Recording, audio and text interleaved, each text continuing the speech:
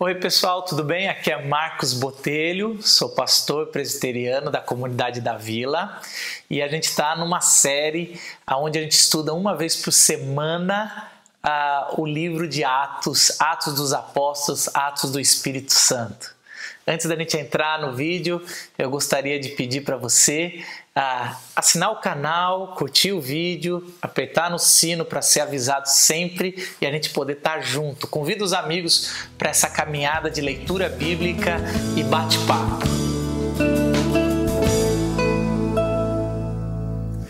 Bom, gente, Lucas, ao escrever o Evangelho e Atos dos Apóstolos do Espírito Santo, a gente vê uma continuidade, algo que ele praticamente escreveu junto. Depois a Bíblia no cano foi separar Lucas, colocado como terceiro sinótico, né? E aí Atos sendo dividido pelo Evangelho de João.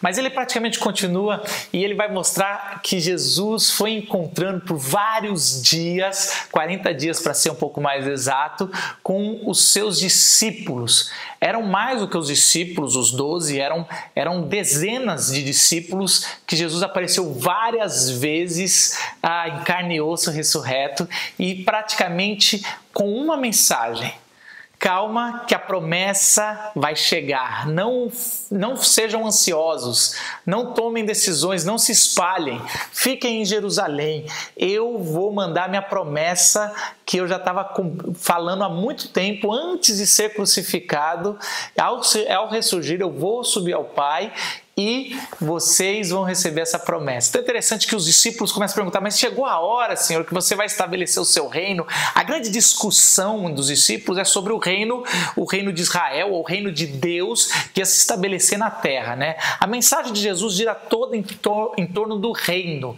É o reino de Deus que se estabelece. É algo acima até mesmo da temática super importante igreja. O reino de Deus, essa ordem, essa nova visão, a nova criação de Deus se estabelecendo na terra e se fazendo o já e o ainda não, né? O já presente com o Espírito Santo que iria vir e o ainda não porque tem que esperar a volta de Jesus. Jesus fala para esperar porque João Batista batizou com água, como algo simbólico, uma metáfora, mas o Espírito Santo seria o batismo verdadeiro do interior, aquele que ia lavar por dentro o que a água simboliza com essa lavagem por fora, né, dos pecados, dessa nova criação. Então a gente vê os discípulos muito ansiosos para começar a sua jornada. Eu acredito, e aí eu quero dar uma parada e conversar com você. Não tem como a gente ter esse encontro com Jesus, essa vida transformada com Jesus, quando a gente percebe que a morte não é mais o ponto final da nossa vida, quando a gente encontra e percebe que Jesus ressuscitou e por isso todos nós vamos ter uma vida eterna, uma vida de ressurreição. Não tem como mais parar, parece que bate aquela ansiedade de cumprir a missão. Se você não tem isso, eu gostaria de você refletir sobre a sua experiência com Deus. Qual foi a revelação que te deu, que transformou sua vida? Esse nascer de novo, ele gera muita expectativa. E é interessante que Jesus sobe, eles veem Jesus indo ao Pai e os anjos falam: olha, para de olhar aqui, ele vai voltar, mas agora ouça o que ele falou, vai até Jerusalém, espere lá até a promessa chegar. E o primeiro capítulo é todo sobre a promessa do Espírito Santo que vai chegar no segundo capítulo. Mas essa ansiedade toma conta deles, eles descem do Monte das Oliveiras, vão para Jerusalém e eles se reúnem em oração. E Lucas deixa claro que entre todos os discípulos, os 11, tinham mulheres, muitas mulheres, as discípulas, e tinha a mãe de Jesus também. Eram 120 pessoas, não era 12 pessoas, já era uma igreja formada local ali. E eles oraram. Olha que interessante. Quando Deus manda esperar, quando Deus fala para a gente se acalmar, quando a promessa de Deus chega aos nossos corações, a gente entende que Deus tem algo para nós, nós devemos acalmar e orar. E aí acontece uma coisa que provavelmente talvez a gente discorde, porque quando se trata de um livro histórico, você tem toda a interpretação, toda a liberdade na interpretação de achar que é de Deus, é para fazer isso, ou não é para fazer isso, ou é apenas um relato do que aconteceu. Quem sou eu para questionar o apóstolo Pedro? Mas é interessante que eles começam a conversar e eles vão falando sobre a promessa de Deus. E aí Pedro ele já fala assim, olha, se a gente, ele vai explicar o que aconteceu com Judas. Eu imagino que todos os discípulos e discípulas estavam preocupados. Por que a gente teve um que traiu Jesus? Por que isso aconteceu? O apóstolo vai levantar que isso já estava escrito em Salmos, isso já era previsão de Deus e que, infelizmente, no juízo e não na graça, Judas cumpriu o papel dele que deveria ser desde o começo, quando ele se vendeu e suicidou depois.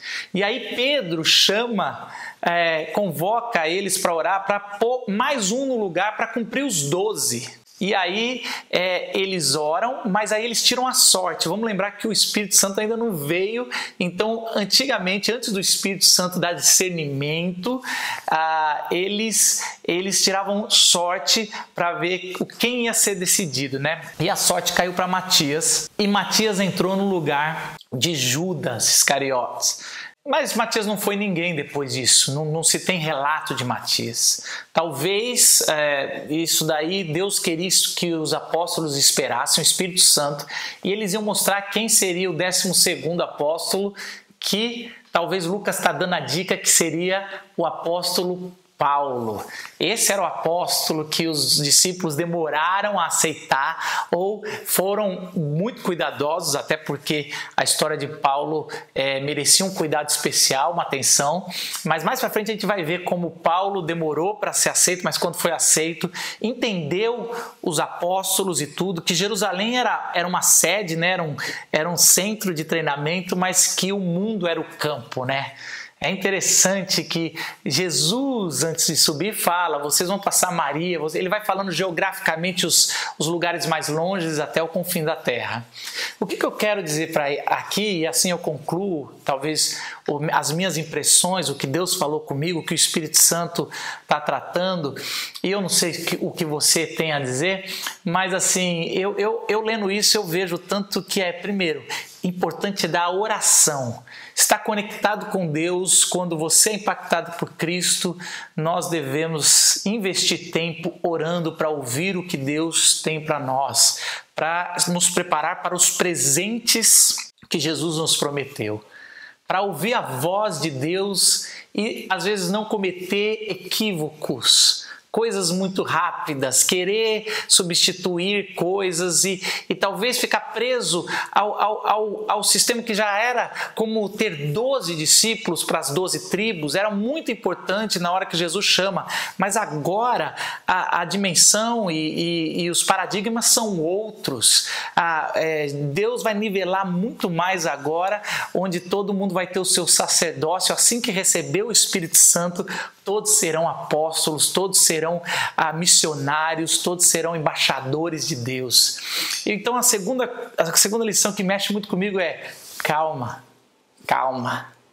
Eu sei que talvez você que foi impactado por Cristo está ansioso para começar as coisas, talvez você quer já falar, mas é muito prudente ter calma. Espera, a palavra de Deus nesse capítulo é: espere que Deus vai ter o tempo certo. Apenas espere na sua cidade, que aí o presente vai vir. Foi assim no futuro com Paulo. Quando ele se converte, ele quer fazer, Deus por anos segura ele. Nesse caso aqui são dias. E os apóstolos estão ansiosos, já substituindo gente. Matias entra, e eu acho que até que Matias foi uma bênção, como todos os outros discípulos, Matias acompanhou desde o começo Jesus. Mas o que me traz ao coração, e essa é a minha oração para você, é que quando você estiver ansioso para fazer as coisas de Deus, para ouvir a voz de Deus, a palavra de Deus é: calma, espere, vai chegar o seu presente. E o melhor presente que a gente pode ter é o Espírito Santo. Esse é o primeiro capítulo de Atos do Espírito. Deus te abençoe.